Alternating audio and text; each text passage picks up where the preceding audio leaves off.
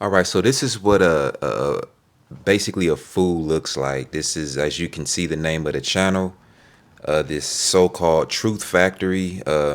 It should really be called the Question Factory because all this guy really does is just ask a bunch of questions that he thinks are deep, and then allows the answer to be whatever just comes to his imagination. So he usually, as from what I've seen, I'm not too familiar with him, but only from what I've seen, he addresses a lot of issues in religion. This is the first time I'm actually seeing something that's addressed in the Bible. As you can see, it says they never teach us this about the Bible. We're going to see what the this is to see if it's supposed to be in the Bible, because just because this guy has an opinion doesn't mean it's actually like should be valued. We give opinions too much attention when they are only opinions. So we're going to see what the this is in order to see if it should be in the Bible. The gods resolved to destroy mankind. A great flood was loosed upon the earth. All living creatures were swept away, but one righteous man was warned in secret to build a great vessel, seal it with pitch, bring aboard his family, and preserve the seed of life. And when the storm ended, the waters receded. The boat came to rest on a mountain. Birds were sent out to test the land, and life began again. I know what you're wondering right now. You're wondering why I'm quoting a story from a book that I don't believe in, but I'm not. What you just heard was not Noah's Ark. It's not from the Bible. What you just heard was from the Epic of Gilgamesh. The Epic of Gilgamesh is at least 1,000 to 1,500 years older than the book of Genesis. Let that sink in. 1,000 years before Genesis was written, entire civilizations had already risen, collapsed. Languages had formed, evolved, and disappeared. Cities were built, abandoned, and buried. The Great Pyramid of Giza was already ancient. To put that into perspective, Jesus lived about 2,000 years ago, supposedly. Imagine someone came to you right now with the story of Jesus, claiming it happened today as original, asking you to believe in it. That's the scale of what I'm talking about. In the Epic of Gilgamesh, the flood hero is named Utnapishtim. He's warned by the gods about an impending flood, meant to wipe out humanity. He's instructed to build a massive boat, seal it with pitch, and to bring aboard his family and animals to preserve life. A global flood follows. The boat comes to rest on a mountain, and then birds are sent out to test the land. After survival, a sacrifice is offered. Centuries later, in the book of Genesis, you meet Noah. God decides to destroy humanity. One righteous man is warned.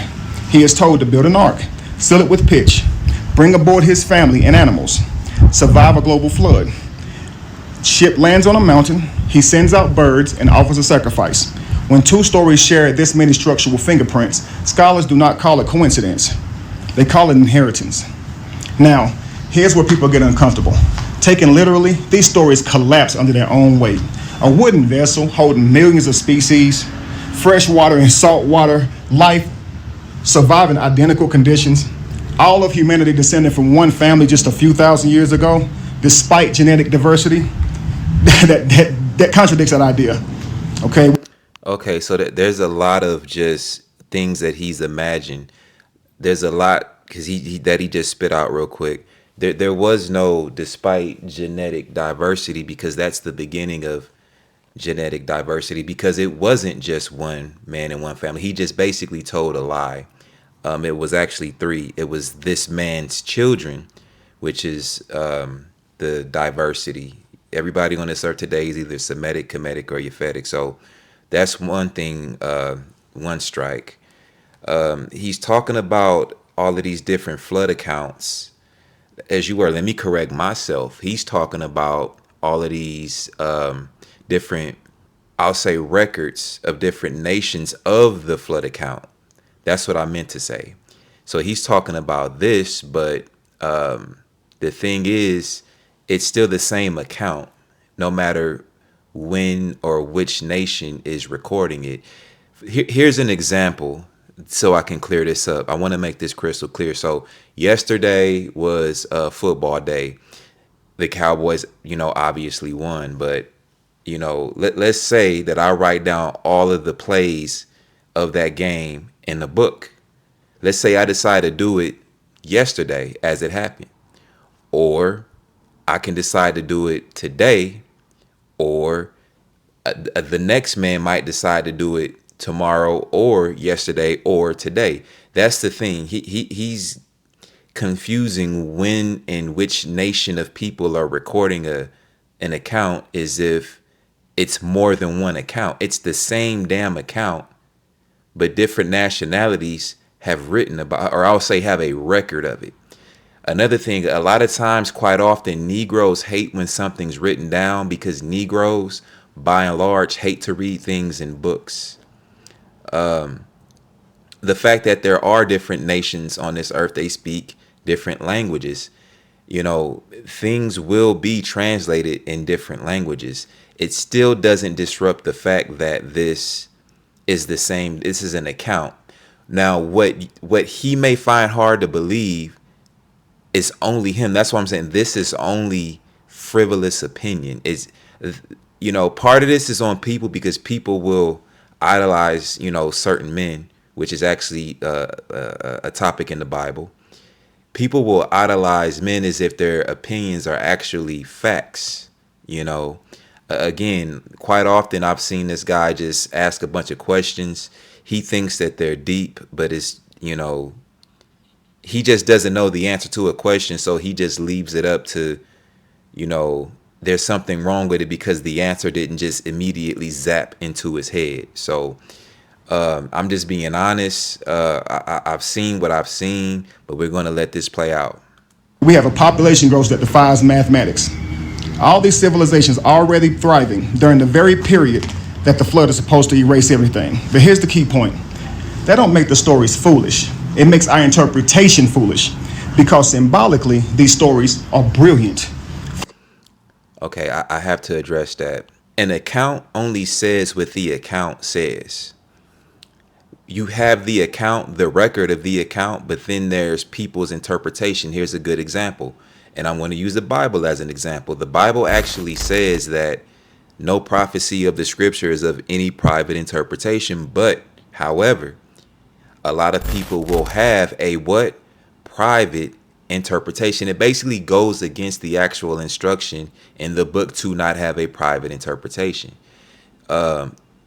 He has his own interpretations. It's called opinion. So the account of whatever the account that may be, whether it's the flood, whether it's the war between the Maccabee in the book of Maccabees, whether it's the war between the Greeks and the Persians, we know that that's an actual historical account, but there's a record of it. He would deem it to be frivolous because it's in the Bible. Basically, what I've seen from this video, he just has an issue with the Bible. He has never stated what it is factually, because all of his so-called issues with the Bible are just his opinions, things that he thinks he knows. Again, he's been wrong about, population coming from one man. The diversity came from three men, and it became more diverse and more diverse and more diverse. He's got his timeline out of order. Floods represent chaos. Water represents the unconsciousness. Here we go. The ark represents preservation, and pitch represents protection and the sealing of sacred knowledge. The mountain represents stability and elevation. The birds represent consciousness, test, and reality. 40 days represents purifications through trial. The resting after the flood represents rebirth. These stories were not written for historic reasons. Okay, so that last statement was an actual lie, because again, there's so many different historical accounts that are actually in the Bible. But even though, just to be fair, he's only talking about this one, so we're only going to talk about this one. Everything he just said was his own definition. This means that, and that means this. Show me in the book where that means this. Show me in the book where that means that. You see what I'm saying? You can't 50% read something and then come up with your own definitions of what you read when that book contains its own definition, so that you don't do the very thing you're doing, lying on the book. They're written for initiates. Ancient writers were not trying to guess at reality. They were astronomers, You don't know that. philosophers, You don't know priests of that. cycles, observers of the sun, the seasons, and human psychology.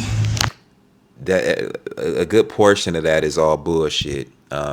Somebody probably told him that, or he read it on somebody's website.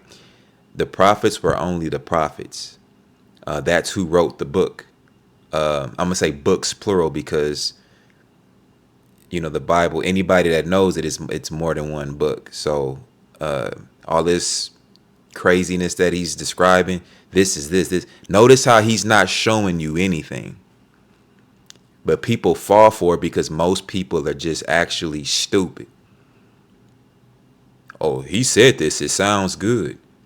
His beard is groomed real nice. Oh, it must be true. People are so stupid nowadays. But let's continue.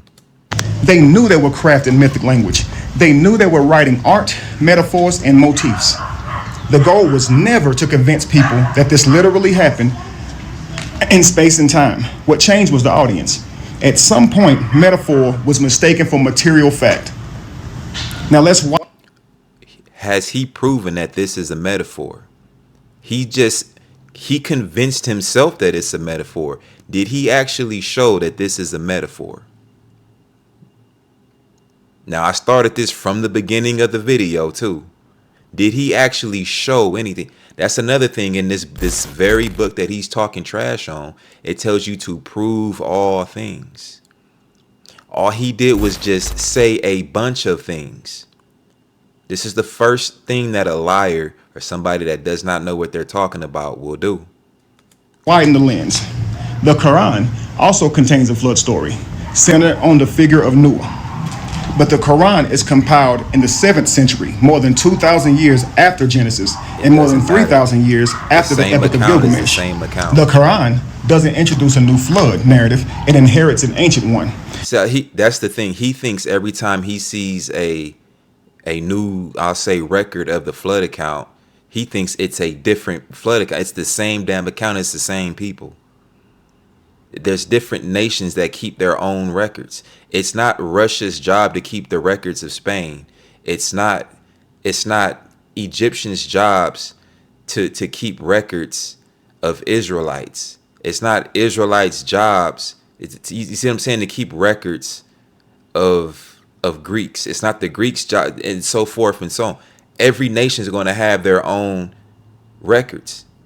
This is the flood account going back to where things first split apart, meaning nations. So of course the many nations are going to have this same record, letting you know this basically contradicts the whole point of view, the entire point that he's making in the video, that this wasn't an actual account.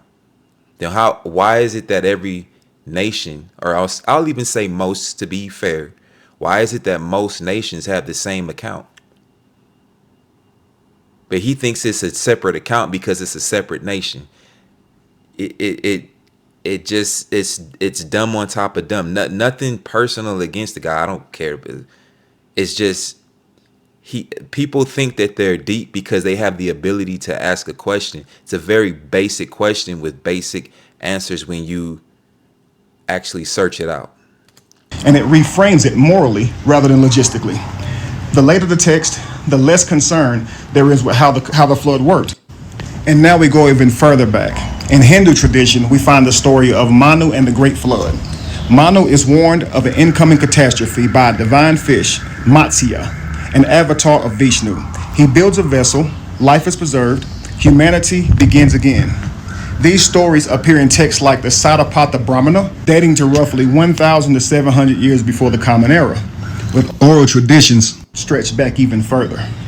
That place is the Hindu flood narrative, hundreds of years before Genesis, and potentially much earlier in spoken form. I gotta hit that because he thinks that when he throws in before Genesis, he's only addressing Genesis as it's been in the Bible, as KJV.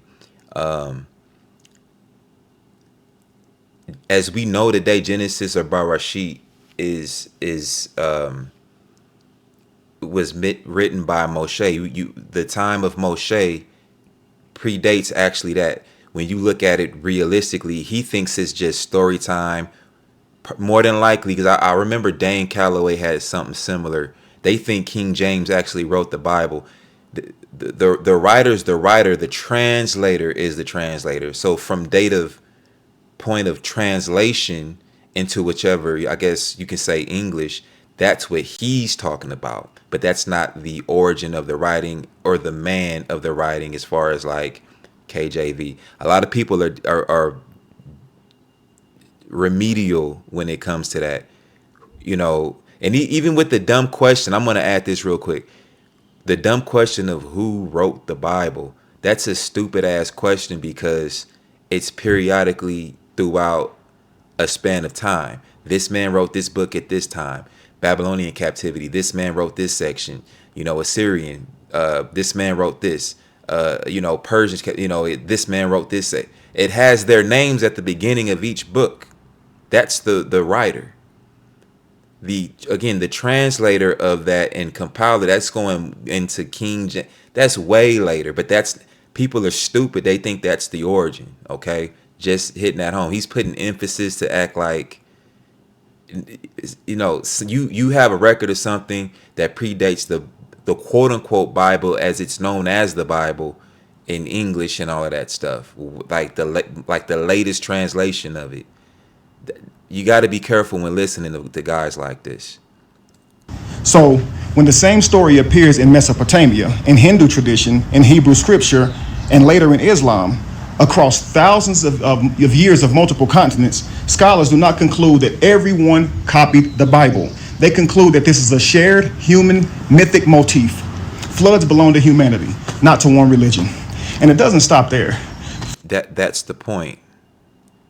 First of all, who said anything about a religion? We're talking Bible. You see, that's another point. He doesn't know the difference between religion and Bible. You know, that's just like in court. You have court and then you have law. The law itself is one thing. Don't assume the law is in court, because most of the time it's not. You have court judges. Judges will try to do what they want to do contrary to law. So, you know, you have to be careful. This guy is just talking out the side of his neck. I could care less about what some religion does, but he's trying to low-key intertwining together as if it's the same thing. Flood stories appear in ancient Greece, China, Africa, the Americas. If a literal global flood had actually reset humanity, we would expect one culture, one religion, one memory afterwards. That's bullshit. That's bullshit. Again, that's just coming from your opinion. If there was one account that has nothing to do on all of those things, because you can have one. I'm gonna use football again. You can have one football game. There's thousands of people in the stands. You know, why would you have the same thing when there's thousands of people in the stands? It makes no sense. This is all his opinion. Again, the account, there was 3 families. He's saying one because he's a liar. He knows not what he's talking about.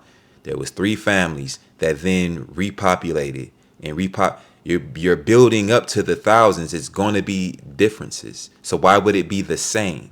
That's literally backwards. Instead, we get thousands of languages, thousands of belief systems, and independent civilizations already flourishing across the globe. Now consider the biblical timeline.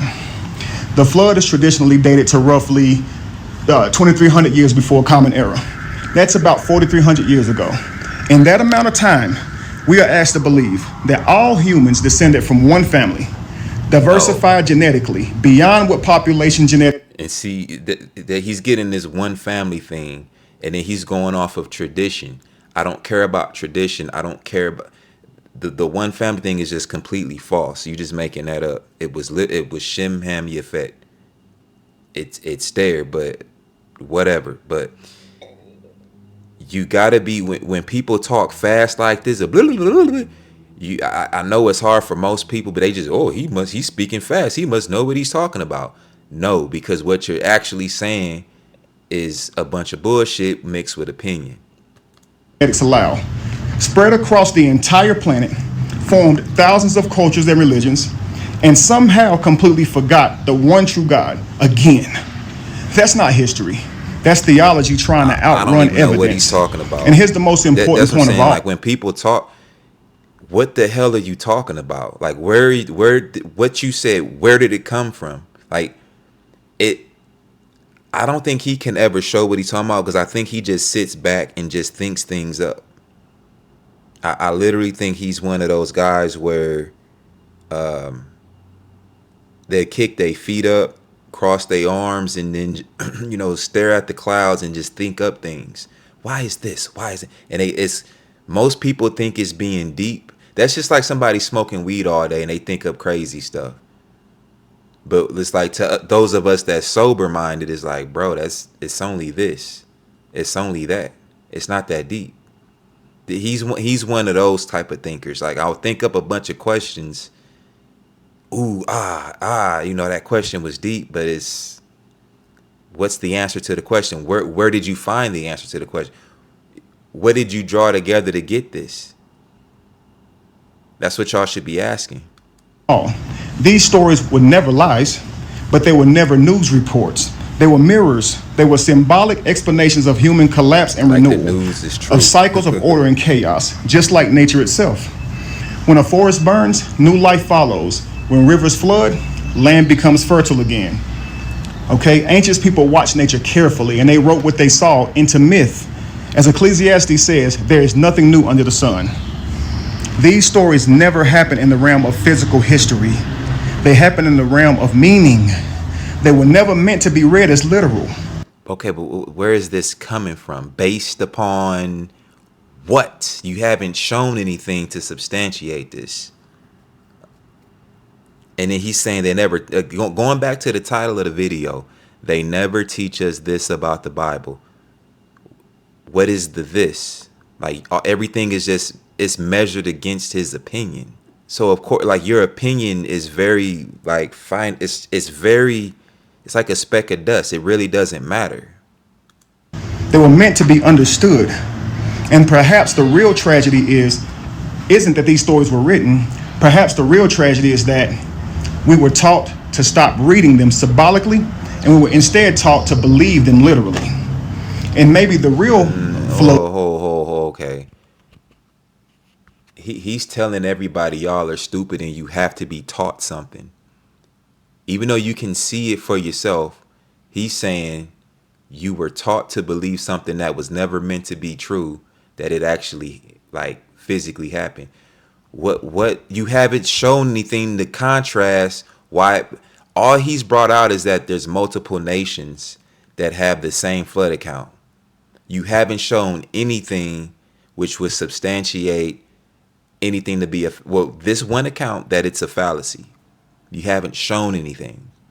All you're doing is measuring this account against an opinion that you formed.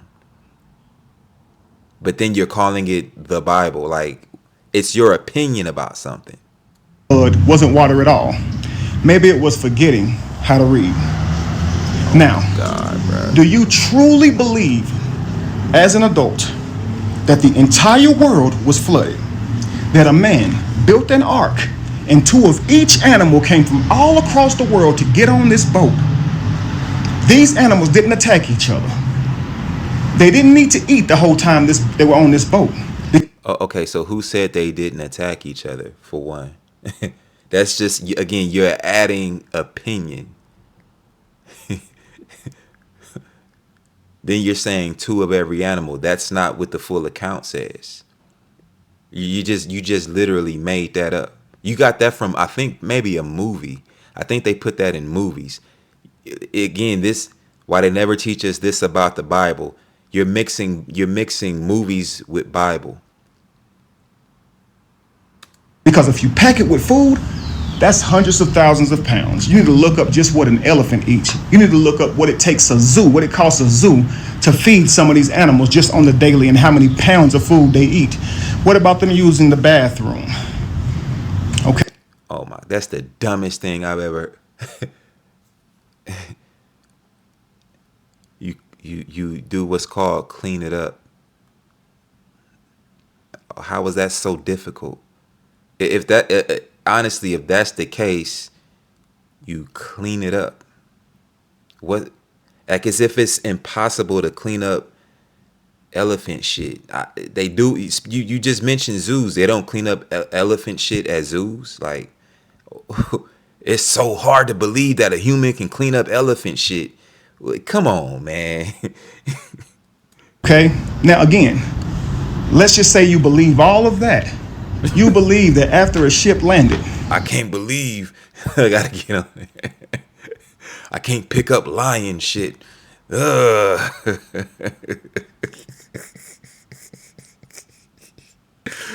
Oh,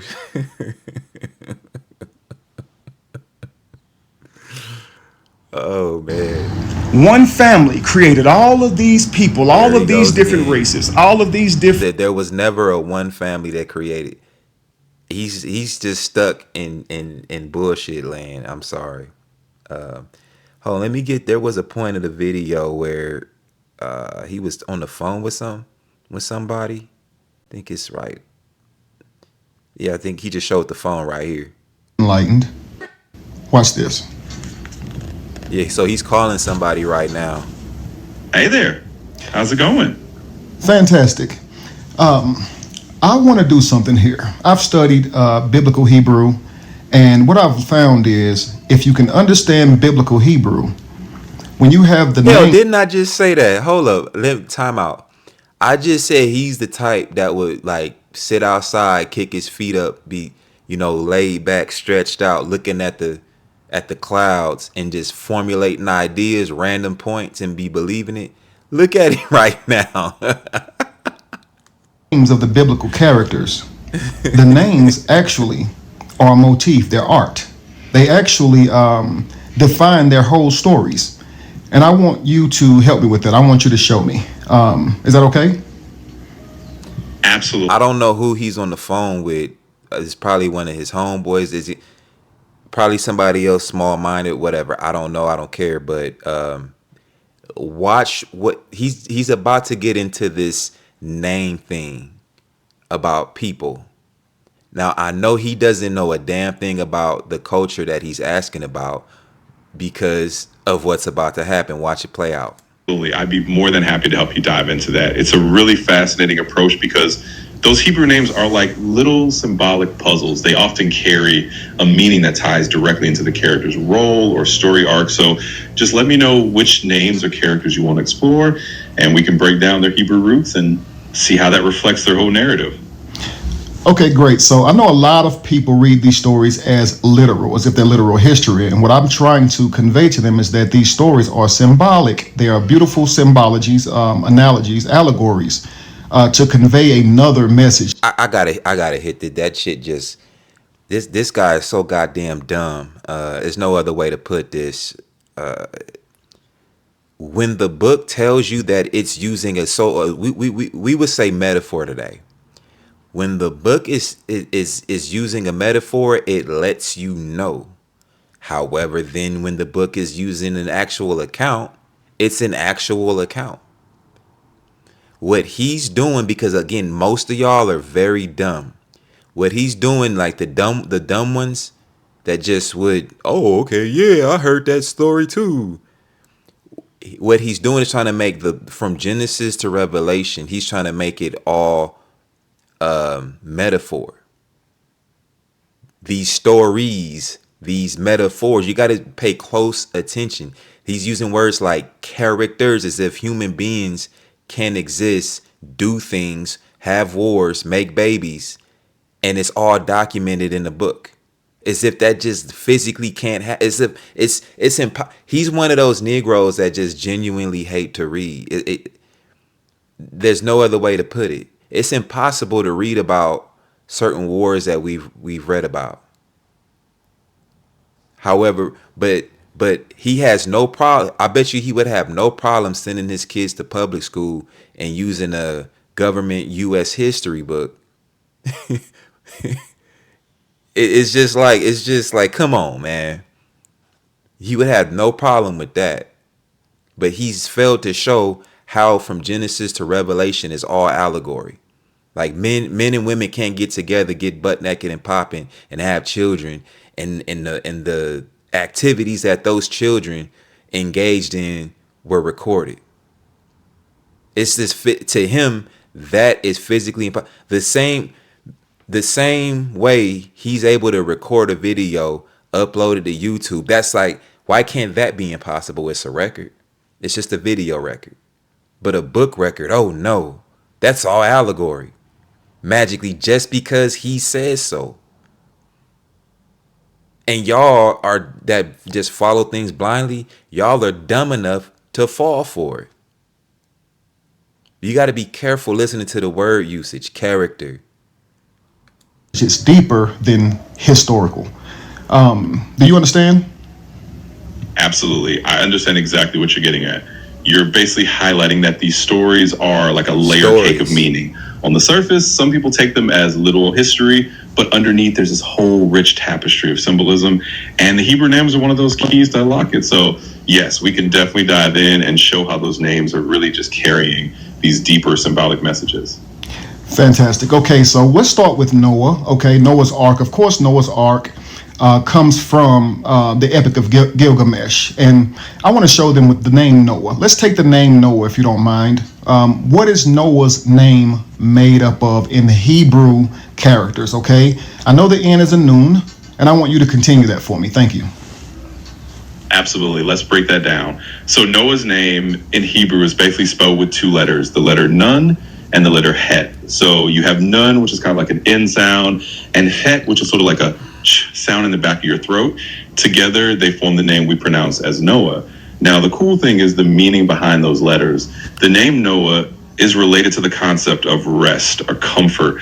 So it's not just a random name. It actually ties into the idea that Noah is a bringer of rest or relief after turmoil, which fits perfectly into the story of the flood. So that's how his name in Hebrew really reflects the idea of bringing comfort or rest, and is part of that deeper symbolic meaning.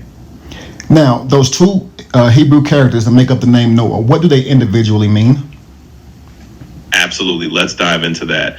So the first letter in Noah's name is Nun, and Nun in Hebrew often symbolizes something like a seed or a sprout, or even the idea of continuity and life unfolding. It's kind of like the idea of something that's going to grow or continue on.